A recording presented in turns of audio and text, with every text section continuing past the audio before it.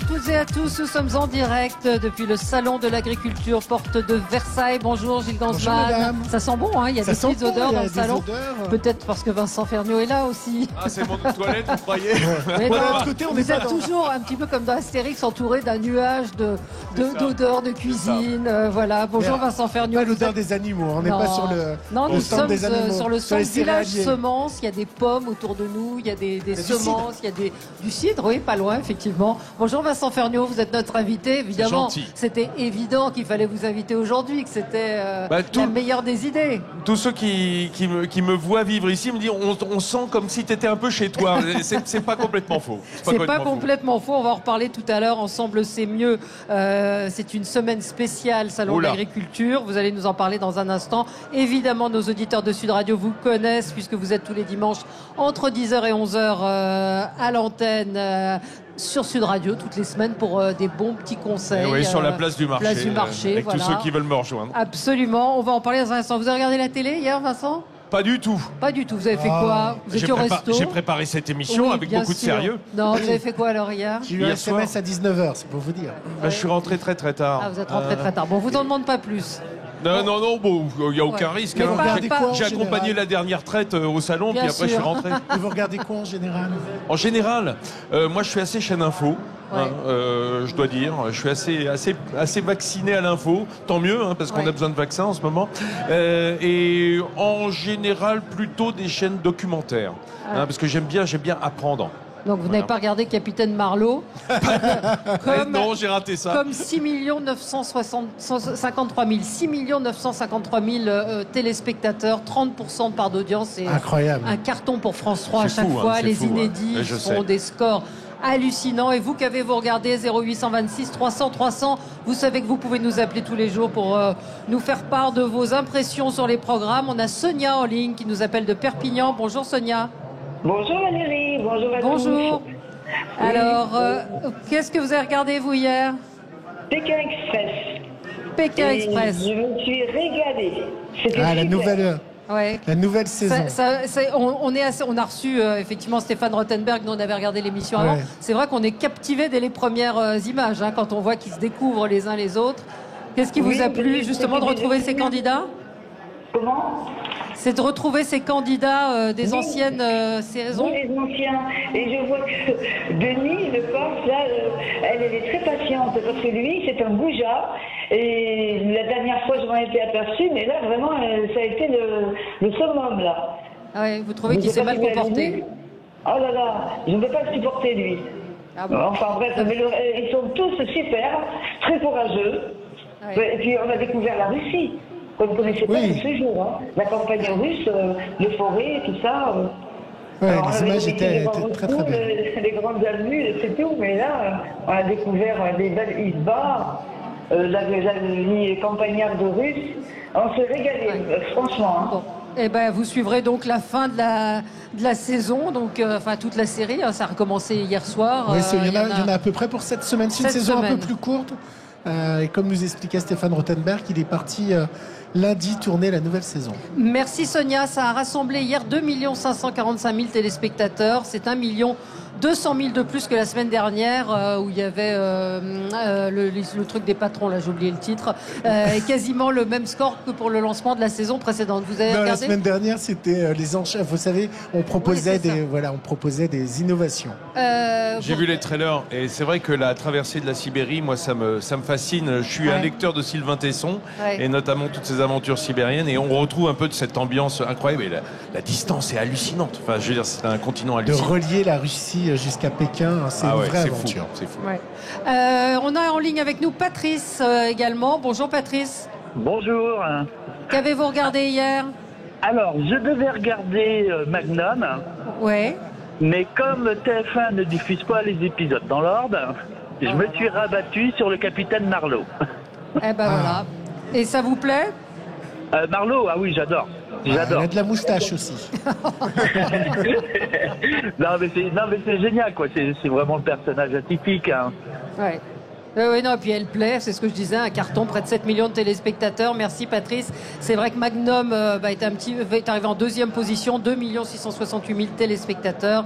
Et puis sur France 2, en quatrième position, le film Les Mignons, 1 500 000 téléspectateurs. C'est pas terrible parce que on est en période de vacances sur d'autres zones, ça aurait pu marcher. Ouais. Et à noter quand même le très bon score pour Arte. Vous qui aimez les documentaires, je vous conseille de le voir en replay. Rémi Pernelen nous l'avait conseillé, Les bourreaux de Staline, avec des images absolument saisissantes. C'était sur Arte, 921 000 téléspectateurs. Donc ça prouve qu'on peut rassembler des gens aussi devant des choses intelligentes. Vous regardez les émissions de cuisine ? Oui, bien sûr. Ouais. Bien sûr. Top Chef. J'ai attaqué Top Chef. Vous pensez bien la nouvelle saison, ça m'intéresse. Ouais. De voir ce qui s'y passe, de voir surtout c'est quand même nos cuisiniers de demain, qu'on le veuille ou non, que ce sont des professionnels et ce sont ceux qui seront dans nos cuisines demain. Donc bien sûr. Il y en a beaucoup qui sont sortis, d'ailleurs des chefs aujourd'hui étoilés qui sont passés par cette émission. Ils ont le savoir-faire et en général, ce genre d'émission leur apporte le faire savoir. Bien évidemment, c'est une vitrine extraordinaire. Formidable. La première fois qu'on vous a vu à la télé, c'était quand ? Oula! La première fois, j'ai intégré en fait Télématin en 87. C'est pas si vieux que ça. Oh quand même, vous êtes sympa, 87 Valérie. Et pour faire quoi ? C'était déjà cuisine ? En fait, à l'époque, ils cherchaient un chroniqueur, pour parler des produits et de la cuisine le matin. La chef qu'il faisait avant moi avait, je pense, été appelée à d'autres destinées et je me suis présenté sur les conseils de ma mère qui était chroniqueuse à l'époque, Christiane Collange, et qui m'a dit viens donc leur présenter. Moi, j'étais pas cuisinier, mais c'est vrai que j'avais ce goût familial. Il y avait une transmission qui a été bien faite. Voilà, je suis rentré pendant les vacances et comme toujours, souvent quand ça colle, ils m'ont gardé 17 ans quand même. Et ça, c'était une passion chez vous. Alors on l'a dit, familialement, effectivement. Ah oui, vous savez, mon père était obsédé de gastronomie en dehors d'être journaliste politique.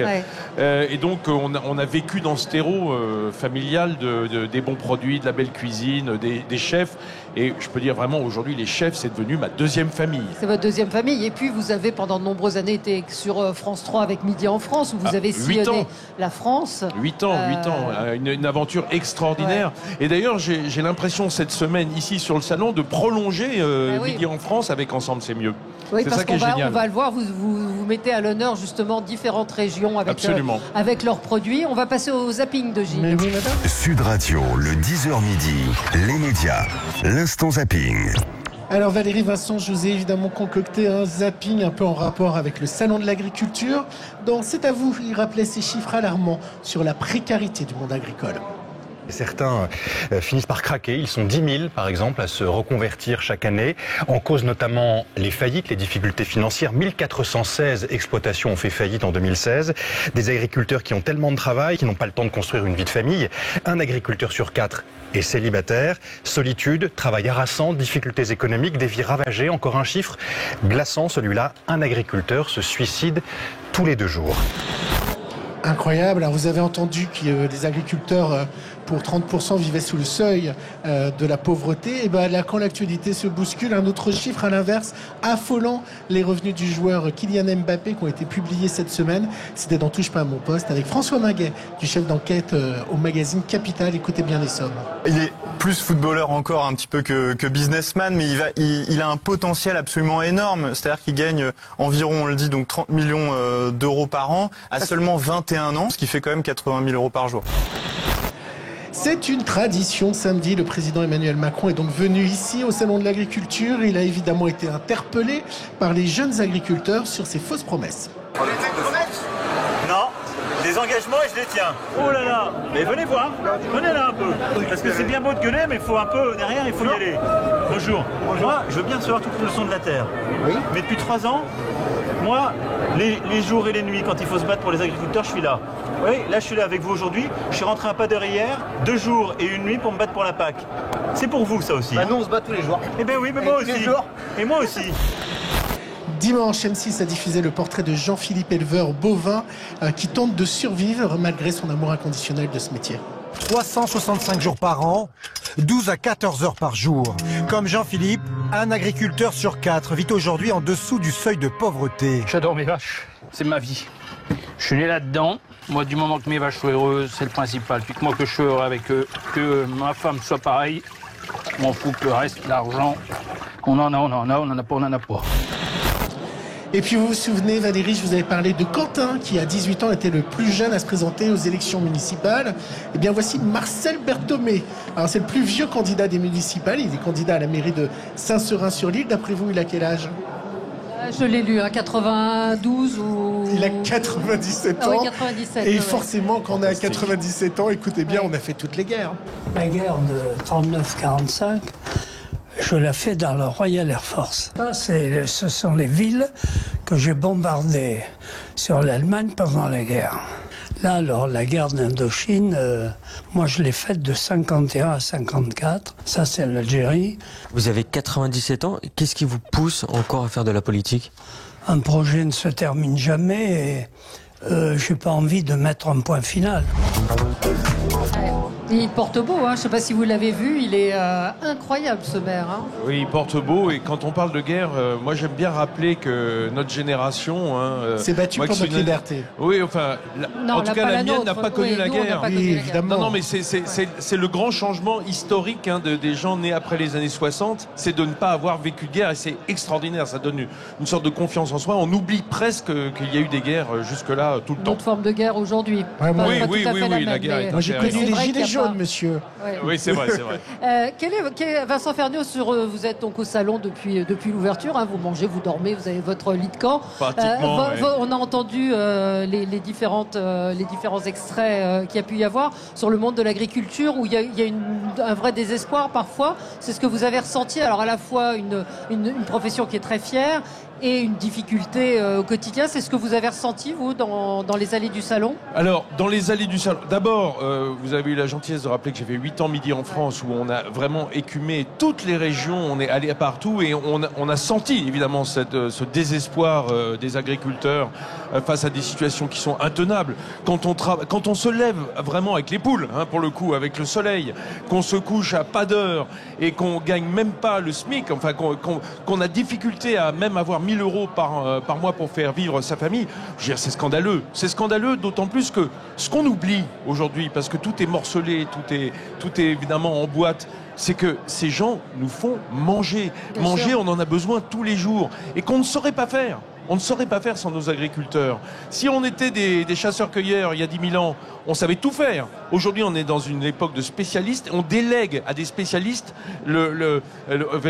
ces actions qui sont de nous faire vivre de différentes manières. Les agriculteurs nous font manger, ne l'oublions pas. Comment vous expliquez qu'on est arrivé à cet état ? Comment on a laissé nos agriculteurs ? Qu'est-ce qui s'est passé ? Parce que tout est image aujourd'hui. Et que c'est vrai que l'image de l'agriculteur, elle a beaucoup souffert dans les années 70, 80, 90. C'était les bouseux, c'est ça ? Oui, les ploucs. C'était les bouseux par rapport à la ville et l'industrialisation. Et par rapport à des urbains, des citadins qui se déconnectaient et surtout une exode rurale qui allait de la campagne vers la ville parce qu'il fallait aller à la ville. Alors qu'aujourd'hui, on sait bien que la créativité, ces gens sont hyper connectés, ils sont hyper techniques, ils sont courageux, ils travaillent et on les a un peu délaissés. Donc moi, j'ai envie de dire chaque jour mon amour pour le monde agricole.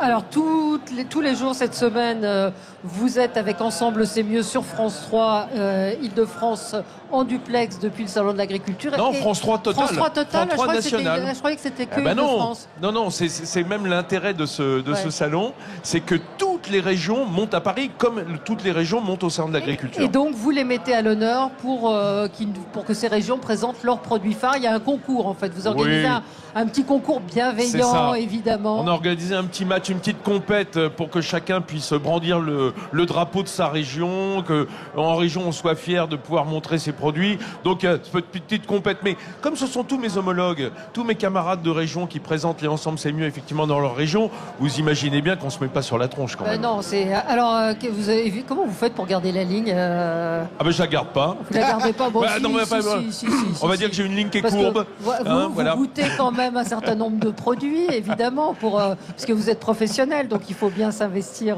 mais comme tous minimum. requin, il se fait vomir. Hein. Ouais, c'est ça, bien sûr. Non, mais vers l'intérieur. Et il faut en revanche, je dirais, faire un peu attention. C'est vrai que j'ai la chance de présenter Ensemble c'est mieux, donc je goûte moins que mes camarades qui sont sur le plateau, parce qu'on peut pas parler la bouche pleine, donc on garde. Et puis, moi, pendant de nombreuses années, je continue à faire ça, de pas dîner. C'est-à-dire de m'arrêter après le déjeuner et de reprendre que le lendemain matin. Et de ne pas dîner au moment de se coucher, c'est une bonne diététique. C'est une sorte de chrono-jeûne comme ça dans la journée. Et ça aide à rééquilibrer les petits écarts. Alors racontez-nous un petit peu dans les régions. Vous avez des chouchous, vous avez des choses qui vous séduisent, des produits qui vous ont surpris, séduit? Vous savez, ça, excusez-moi de vous le dire Valérie, mais c'est comme souvent les gens me demandent, c'est quoi votre plat préféré? C'est terrible pour moi. Moi, j'ai pas de choix entre les régions parce que non, mais on peut avoir des coups de cœur. Il y a des plats qu'on préfère plus que d'autres ou des produits. Bon, alors d'accord. Ok. Quand même. Alors, ok, Valérie. Moi, vous me demandez la tête de veau, j'aime bien, par exemple. Oui, mais pas que ça quand même. Vous mangez pas de la tête de veau toute l'année. Non, bien sûr que non.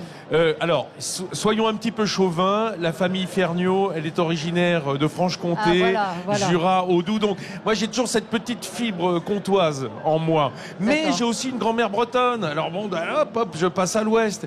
Et puis, très honnêtement, après avoir tourné, alors, puis, surtout, tous les jours, je défends Paris-Île-de-France comme une région. On l'oublie trop souvent, malheureusement. Et je ne cesse de dire à mes camarades en région, je dis, Paris-Île-de-France, c'est une région. C'est pas que Paris. Et l'Île-de-France est une région avec une région agricole, notamment une ceinture verte, comme on disait, autour de la capitale. Donc, après avoir voyagé 8 ans avec Midi en France, j'avoue que je me sens assez bien chez moi partout, une fois que j'y suis. Hein, vu de Paris, parfois, on a l'impression d'être un peu éloigné. Et puis, dès que je repars à la campagne ou en ville, d'ailleurs, hein, dans les régions, je me sens chez moi, c'est vrai, partout. Qu'est-ce qui vous a marqué sur ce salon? Quelles sont les nouveautés ou les endroits, pour ceux qui nous écoutent et qui vont peut-être venir ce week-end, et les tendances? Qu'est-ce qu'il faut absolument aller voir? Alors, moi, ce qui m'a marqué, parce que j'ai pas terminé la visite, d'abord, ce qui m'a marqué... On n'en est que au hall 2. Hein, oui. On n'en est que au hall 2. Vous avez fait que le hall 2, effectivement. Alors, je vous invite, comme chaque année, je le fais, parce que c'est là qu'est notre plateau France 3, à aller dans le hall 3. Le hall 3, c'est un truc assez dingue, le pavillon des régions, où chaque région vient mettre en avant ses meilleures productions, ses meilleurs produits, ses meilleures spécialités. Et puis, c'est entouré de restaurants, et là, il faut y aller à 13h. C'est un truc de malade. Parce qu'il faut y aller à 13h parce qu'on peut grignoter des petits trucs. Alors, c'est ça, à condition de ne pas avoir de problème respiratoire et surtout des fringues qu'on pourra envoyer au pressing derrière, parce que on est un peu des odeurs de partout. Ah, on est un petit peu dans l'odeur de. C'est pas un petit peu. Je pense que si Air Paris faisait des analyses, il ferait fermer le pavillon. Ça sent la bouffe, quoi. Ah oui. On est vraiment dedans. Mais du coup, on passe d'une région à l'autre, de spécialité à l'autre, et je connais des gens qui viennent chaque jour déjeuner là, en changeant de région chaque jour, en allant dans un restaurant différent. Ah ben ça donne envie. Est-ce que vous sentez ici une poussée du bio? Est-ce que c'est une vraie tendance? Est-ce que ça change les choses? Alors, la première poussée que je sens, c'est le girl power. Et moi, ça me plaît. Oui, je sens que les agricultrices sont aux manettes. Et une nouvelle génération? Ah bah une nouvelle génération, bien sûr. Forcément. Hein, parce que leurs mères, celles qui ont mon âge aujourd'hui, elles ont subi peut-être parfois justement d'être un peu dans l'ombre de leur mari ou d'où leurs exploitations. Aujourd'hui, les agricultrices, c'est girl power. Hein. Ouais. Et en plus, je dirais que ça s'additionne du fait que on n'en a peut-être pas le sentiment quand on vient pas ici, mais ici c'est très net. Les agriculteurs sont hyper connectés. Sont vraiment des techniciens. Hein. Quand on disait des ingénieurs agronomes avant, pas besoin d'être ingénieur, mais le numérique leur donne la possibilité. C'est incroyable. Là, tout à l'heure, on va recevoir Monsieur Schweitzer pour son livre Faut-il arrêter de manger de la viande. Ce débat sur les véganes, et puis la protection animale avec des vidéos qui sont assez scandaleuses qui sortent. Vous en pensez quoi? Je peux pas vous dire ça en 2 minutes, mais le sentiment, d'abord, c'est que je pense qu'il y a des mauvais boucs émissaires dans l'agroalimentaire. Ça a été le lactose, ça a été le gluten. Les véganes ont jeté l'anathème contre l'abattage. Alors, je comprends qu'on ne supporte pas de voir des animaux être abattus. Mais nous sommes par essence omnivores, pas carnivores, omnivores. Ça veut dire qu'on mange de tout. C'est ce que dit Louis Schweitzer dans son livre. Il retrace l'histoire, on va en reparler avec lui. Mais l'homme est omnivore. L'homme est omnivore, on a besoin de protéines animales. Alors, les véganes vous diront que non, mais moi, je sais qu'il y a certaines protéines dont on a besoin pour un bon développement, et notamment au moment de la croissance. Je crois que simplement, ce qui est en cause, et tout le monde est d'accord là-dessus, c'est l'industrie. C'est les excès. Et l'industrie, c'est-à-dire l'industrie en matière de viande. Mais quand on est respectueux, quand on est un éleveur qui aime ses animaux, et moi je les vois souvent, les éleveurs, ils sont mal au moment où les bêtes partent à l'abattage. Hein. Je veux dire, c'est un moment qui est pénible. Mais c'est aussi rappeler que dans nos sociétés agraires, à une certaine époque, la mort faisait partie de la vie. Mais on en a besoin de l'industrie aussi. Donc il y a aussi. on en a besoin. Mais il y a aussi une industrie qui est en train de se transformer. Absolument. Donc c'est pas complètement négatif non plus ces mouvements. Non, parce que ça pousse dans le bon sens. Ouais. Alors évidemment, on met le curseur entièrement d'un côté, mais ça nous fait prendre conscience. Donc dans une certaine mesure, ça nous fait du bien. Il faut noter simplement sur ce salon qu'il y a moins d'agribashing, parce que en fait l'agribashing, qui est vraiment un phénomène... C'est le dénigrement des agriculteurs. Le dénigrement des agriculteurs, ça s'est un peu calmé. Parce que là encore, on a toujours tendance à mettre le curseur d'un côté à fond, et puis après on revient vers la voie du milieu. Blanc et tout n'est pas noir, et c'est pas l'un oui, contre alors là, l'autre, c'est pas le royaume manichéen, l'agriculture. Hein. Mais finalement, est-ce que on va pas revenir? Est-ce que c'est pas un mal pour un bien? Est-ce qu'on va pas revenir à apprécier la viande différemment, en manger moins, mais plus de qualité? Ce que vous dira M. Schweitzer tout à l'heure, j'en suis certain, c'est que de toute façon, on mange trop de viande. Ça, alors, moi, j'adore la viande, j'en mange peu. En définitive, parce que je mange de la viande de qualité. Mais un peu comme le vin. Vous voyez, on buvait énormément de vin, on en boit beaucoup moins, de meilleure qualité. La viande doit subir cette révolution. On doit passer grosso modo de 85 kilos par an à 25-30 kilos par an, par habitant. Ouais. Ah oui, il faut baisser par 3. Oui, incroyable. Dimanche, place du marché, vous parlez de quoi sur Sud Radio? Eh ben justement, on parlera d'éleveurs respectueux, on parlera d'abattage soucieux du bien-être de l'animal, et notamment j'aurai Émilie qui a inventé les abattoirs itinérants, de matière à abattre à la ferme et de plus avoir. C'est souvent le transport qui pose problème, qui